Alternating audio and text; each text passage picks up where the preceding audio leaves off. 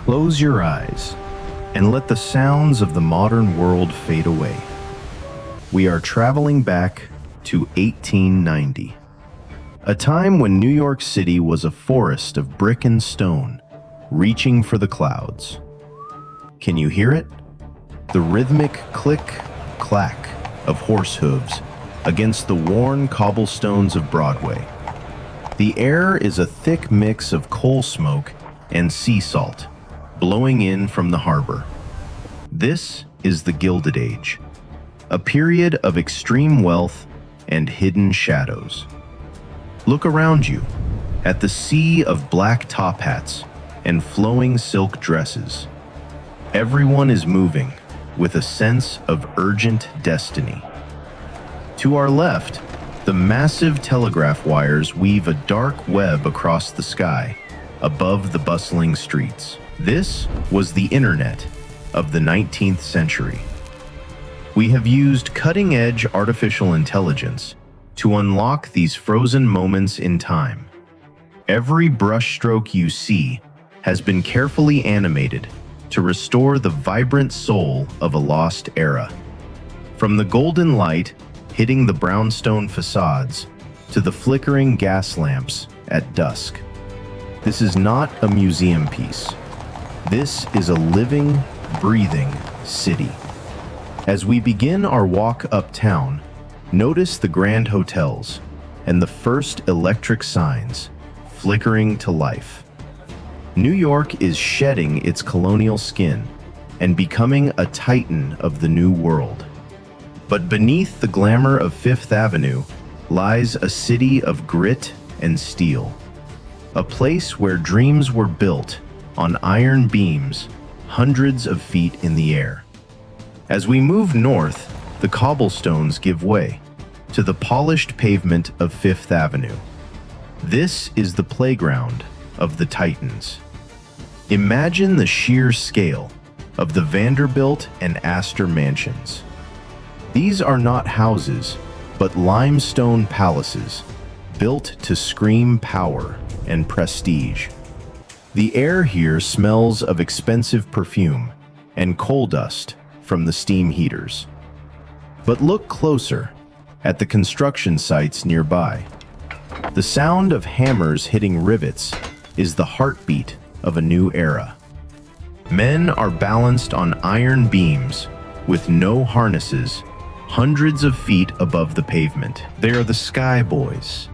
To them, a single gust of wind is the difference between a day's pay and a funeral. This was the brutal cost of the vertical city. While the elite dance in grand ballrooms under crystal chandeliers, the city below is being rewired for electricity. Long copper cables are snaking through the walls of old brownstones. We are witnessing the death of the candle and the birth of the neon glow. This transition was messy and dangerous. Steam pipes frequently exploded beneath the streets, sending geysers of white vapor into the freezing air. New York in the late 1890s was a beautiful monster. It was a place where you could find a diamond in the gutter or lose your life for a nickel. Let us follow the shadow of the rising Flatiron Building to see where the soul of the city truly hides. But every gilded surface has a dark side. As we leave the mansions of Fifth Avenue, the air grows cold and sharp.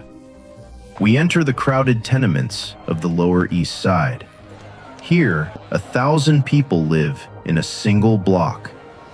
The narrow alleys are draped with laundry that snaps like white ghosts in the wind. This is the New York of the immigrants who built the very skyscrapers we admired. Can you see the smoke from the charcoal stoves filling the cramped rooms? Life here was a constant struggle for light and air. Yet it was in these crowded streets that the true culture of the city was born. As the year 1899 draws to a close, a strange tension fills the air. The 19th century is dying, and a new world is screaming to be born.